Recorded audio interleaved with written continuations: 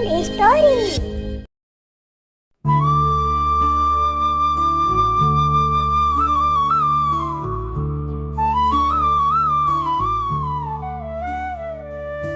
ये कहानी है फैक्ट्री में मजदूरी करने वाले गरीब परिवार के देव की।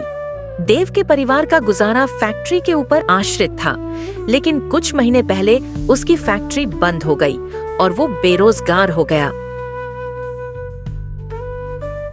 कहते हैं कि यदि घर में औरत ना हो तो घर घर नहीं रहता है, पर संजोग से देव की पत्नी को गुजरे हुए भी कहीं समय हो गया था। वह अपने मन की बात सिर्फ अपनी बच्ची रमा से कर सकता था। रमा सिर्फ और सिर्फ 12 साल की है। देव जैसे तैसे फैक्ट्री में काम करके अपने घर का गुजारा करता, पर उसकी नौकरी चली जाने से वह बेरोजगार हो गया और घर का खर्चा चलाना भी उसके लिए मुश्किल हो गया। हालांकि नौकरी चले जाने की बात उसने रमा को नहीं बताई थी। देव की बेरोजगारी को लेकर रमा के मन में चिंता ना हो, इसलिए देव हर दिन सुबह तय समय पर पहले की ही तरह घर से निकल जाता और शाम को लौटता।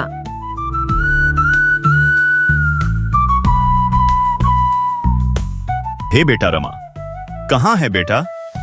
पिताजी, आप आ गए काम से? हाँ बेटा, रमा आ तो गया, पर तूने जो लड्डू मंगवाए थे वह मैं जल्दबाजी में आज भी भूल गया। कोई बात नहीं पिताजी, आप थके हारे आए तो भूल गए होंगे। कल ले आना, क्या बात है? कल नहीं ला पाऊंगा बेटा। 2-4 दिन बाद फैक्ट्री से दीपावली के शुभ अवसर पर बोनस मिलेगा, तो तेरे लिए अच्छी सी ड्रेस और तेरे मनपसंद की मिठाई ले आऊंगा।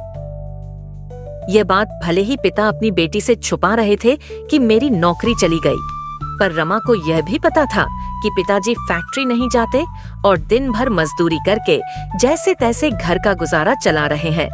तो जरा सी बात है कि कोई बोनस नहीं आने वाला है, न ही कोई ड्रेस आने वाली है। किसी दिन अगर मजदूरी नहीं मिलती तो उन्हें खाली हाथ ही रहना पड़ता। ये सब सोचता सड़क पर चला जा रहा था। देखते देखते दिवाली भी आ गई और चारों तरफ इतनी भीड़ है। सभी कुछ ना कुछ खरीद रहे हैं। कोई कपड़े खरीद रहे हैं तो पटाखे खरीद रहे हैं और कोई मिठाई भी खरीद रहे हैं। पर एक मैं हूं जो बेटी के लिए लड्डू भी खरीद कर नहीं ले जा सकता। ये सब सोचता सड़क पर चला जा रहा था कि आगे चलते चलते उसकी नजर एक बड़े से कपड़े की दुकान के बाहर खड़े पुतले पर गई। उसने बहुत अच्छी फ्रॉक पहन रखी थी। वो उस फ्रॉक को गौर से देख ही रहा था कि दुकान के अंदर से दुकान का सेठ गुस्से के साथ बाहर आया और उससे पूछा, ओए, तू क्या घूर रहा है बे? यहाँ चोरी वोरी करने का इरादा है क्या? संभाल कर रही हो जरा, यहाँ कैमरे लगे हुए हैं। तू तो शक्ल से ही चोर लगता है। चल निकल। अरे साहब, मैं तो बस अपनी बिटिया रानी के लिए ये फ्रॉक देख रहा था। कितने की है? ये तेरे औकात के बाहर की है, समझा? जितनी तेरी औकात नहीं है ना, उससे भी अधिक की है ये। चल निकल, पता नहीं कहां से आ जाते हैं बोहनी के समय। जैसे ही देव ने औकात की बात सुनी तो उसके पैरों तले जमीन खिसक गई। उसके कानों में यही शब्द गूंज रहे थे पूरे दिन।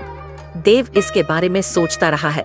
पूरे दिन देव मजदूरी के लिए घूमता रहा, पर उस दिन उसे मजदूरी भी नहीं मिली। जब शाम को देव वापस अपने घर की ओर जा रहा था तो उसने देखा कि उसके जेब में सिर्फ 10 रुपए पंगे थे। घर में राशन भी 2 ही दिन का बचा होगा। हे बेमाता, क्यों तू हमारी औकात के बाहर दुख हमारी किस्मत में लिख देती है ऊपर वाले, क्या तू हमारी किस्मत में सुख लिखना भूल गया? सिर्फ दुख ही दुख लिखा है। मुंह लटकाए हुए उदास मन से वो घर पहुंचा। रमा उसी का इंतजार कर रही थी। बाबा, चेहरा इतना उतरा हुआ क्यों है? क्या हुआ? अरे कुछ नहीं, आज थोड़ा सा थक गया हूँ, इसलिए मैं थोड़ा आराम कर लेता हूँ। सो जाता हूँ तो ये ठीक हो जाएगा। रमा को पता था कि उसके पिता थके नहीं हैं, पर आज उन्हें मजदूरी नहीं मिली है। जब भी उन्हें दिहाड़ी पर काम नहीं मिलता तो वो भूखे ही सो जाते ताकि राशन एक दिन और अधिक चल सके, उसकी बेटी खाना खा सके। कई बार उन्होंने ऐसा किया है, हालांकि वो खुद भूखे रह जाते, लेकिन रमा को कभी भूखे नहीं रहने दिया। अगले दिन दिवाली थी। देव सुबह सुबह घर से निकल गया। उसके जाने के बाद रमा पास वाले लक्ष्मी मंदिर में गई और बोली, देख माँ, आज दिवाली है, लेकिन मेरे पास ना तो दिया है न बाती। इसलिए मुझे तुमसे ही उम्मीद है और मैं कुछ तुमसे मांगने आई हूँ। तू तो दुनिया की माँ है, जगत जननी है, फिर तू हमारा क्यों नहीं सोचती? फिर तू हमारी क्यों परीक्षा लेना चाहती है? तूने मेरी माँ को मेरी कम उम्र में ही छीन लिया, फिर भी मैं चुप रही। तूने मेरे जीवन में दुख लिख दिया। मेरे पिताजी कभी भूखे ही सो जाते हैं, कल रात फिर वह भूखे सो गए। क्या तुम उनकी भी जान लेना चाहती हो? माँ, क्या यह दुनिया तू ऐसे ही चलाती है? आखिर क्या गलती की है हमने माँ? आखिर क्या? मैं तुमसे लाखों करोड़ों रुपए नहीं मांगती माँ, पर 2 रोटी की उम्मीद तो कर सकती हूँ। मेरे पिताजी को 1 दिन की मजदूरी तो मिल सकती है। अगर यह उम्मीद मैं तुझसे नहीं करूँ तो और किससे जाकर करूँ? ये पुकार किसके सामने करूँ? मेरे पिताजी के ऊपर दया कर माँ, उन्हें काम दिला दे माँ, उन्हें काम दिला दे। आज तो दिवाली है, पर हाथ आज भी खाली है। अगर कोई ऐसा काम हाथ लग जाए कि कम से कम मेरी बच्ची के लिए एक ड्रेस और मिठाई ले जा सकूं। देव यही सोचते सोचते रास्ते से चल रहा था कि फिर उसकी नजर कपड़े की उसी बड़ी दुकान पर पड़ी। देव ड्रेस देख रहा था कि सेठ जी बाहर आए। हाथ में बैग लिए तो देव डर गया, पर सेठ जी आगे निकल पड़े और देव की तरफ देखा भी नहीं। वह गाड़ी में बैठकर निकल गए। सेठ जी इतनी जल्दबाजी में निकले कि उनके बैग अब गिर गया, उन्हें भनक तक नहीं पड़ी। देव ने आसपास देखकर बैग को उठाया, खोलकर देखा तो उसमें पैसे ही पैसे थे। अरे बाप रे, अब तो मजा ही आ जाएगा। इतने सारे पैसे मैंने तो मेरे जीवन में कभी नहीं देखे। इन पैसों से तो एक ड्रेस क्या बहुत सारी ड्रेस आएगी और मिठाइयां भी आएंगी। अब तो जीवन के सारे दुख दर्द दूर हो जाएंगे। देव खुश तो था, पर उसके मन में और भी कई प्रश्न और चिंताजनक बातें थी। नहीं नहीं, मैं ऐसा नहीं कर सकता। क्या पता सेठ जी ने कितनी मेहनत से इन पैसों को इकट्ठे किए होंगे। क्या पता उनके कोई इमरजेंसी होगी। नहीं नहीं, मैं इन पैसों को नहीं रख सकता और खर्च भी नहीं कर सकता, क्योंकि जिसके लिए मैंने पसीना ही नहीं बहाया वह मेरे कैसे हो सकते हैं। फिर देव उस बैग को लिए उसी दिशा में चल पड़ता है जिस तरफ सेठ की गाड़ी निकली थी। बहुत समय तक घूमने पर भी सेठ जी नहीं मिले, न ही सेठ जी की कार दिखी। वह इधर से उधर भटकता रहा। फिर वह थक कर अपने घर की ओर निकल जाता है। रास्ते में उसे अस्पताल की पार्किंग में सेठ जी की कार दिखी। अरे यह क्या? ये तो सेठ जी की कार है। अब मैं सेठ जी को ये बैग पकड़ाकर अपनी जिम्मेदारी से फ्री हो जाऊंगा। जैसे ही देव इधर से उधर घूमकर सेठ जी को ढूंढने की कोशिश करता है तो सेठ जी हॉस्पिटल के बाहर खड़े नजर आते हैं। सेठ जी और सेठ जी के पास में खड़ी उनकी पत्नी दोनों ही फूट फूट कर रो रहे थे। जैसे ही देव उनके पास पहुंचता है तो सेठ जी से पूछता है, आप क्यों रो रहे हैं सेठ जी?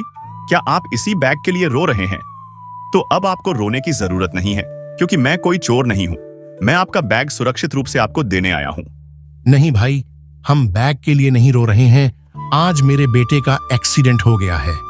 इसको ब्लड चढ़ाने की आवश्यकता है और कोई भी ब्लड देने के लिए तैयार नहीं है।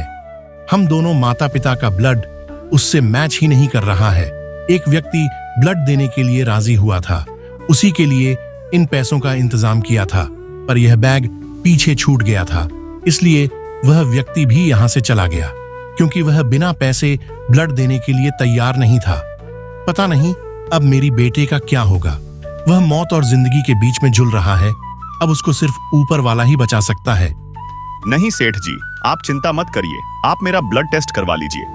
अगर मेरा ब्लड ग्रुप मिलता है तो मैं ब्लड देने के लिए तैयार हूँ। जब देव का ब्लड टेस्ट करवाया जाता है तो देव का ब्लड मैच कर जाता है। देव खुशी खुशी ब्लड देकर सेठ जी के लड़के की जान बचा देता है।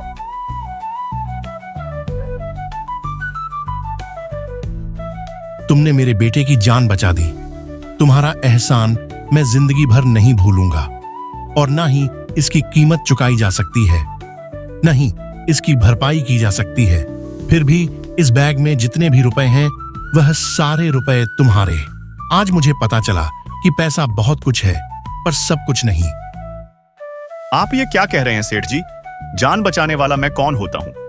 जान बचाने वाला तो ऊपर वाला है। मैंने तो बस वह किया जो मेरा इंसानियत के नाते फर्ज था।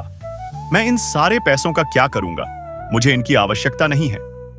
अगर मैं ही आपसे पैसे ले लूंगा तो कल ऊपर वाले को क्या मुंह दिखाऊंगा कि मैंने इन बातों के लिए भी पैसे लिए हैं। इतनी बातें सेठ जी ने सुनी तो सेठ जी को पुराने दिन याद आ गए। सेठ जी देव के पैरों में गिरकर बोल पड़े, तुम मुझे माफ कर देना भाई, ना जाने भूल में मैं तुम्हें क्या क्या बोल बैठा। मैं मेरे पैसों के घमंड में चूर था, जो मुझे नहीं बोलना था वह भी बोल बैठा। सेठ जी, यह सारी बातें बोलकर आप मुझे शर्मिंदा न करें। यह सब माया तो प्रभु की है, जो वह चाहता है वही होता है। देव वहां से बिना पैसे लिए निकल पड़ा। अपने घर की ओर शाम हो चुकी थी। लोग घरों के बाहर दीपक जला रहे थे, कुछ बच्चे पटाखे भी जला रहे थे। देव उन्हें देखता हुआ आंखों में आंसू लिए अपने घर के बाहर पहुंचा। लेकिन ये क्या, उसका पूरा घर दीपों से भरा हुआ था। रंग बिरंगी लाइटिंग हो रही थी। उसकी बेटी रमा ने वही ड्रेस पहन रखी थी जो उसने उस सेठ की दुकान में देखी थी, और वह खुशी से पटाखे भी जला रही थी। वह कूद कूद कर झूम रही थी। उसे अपनी आंखों पर यकीन नहीं हो रहा था कि ये चमत्कार कैसे हो गया। तभी उसकी बेटी उसके पास आई। बाबा बस बाबा, ये देखो मेरी नई ड्रेस कितनी सुंदर है ना। आज मैंने भरपेट लड्डू और मिठाइयाँ भी खाई हैं बाबा। आज मैं बहुत खुश हूँ लक्ष्मी। माता ने मेरी सब मन्नत पूरी कर दी। बाबा, आज तुम्हें नई नौकरी मिली है ना? नौकरी?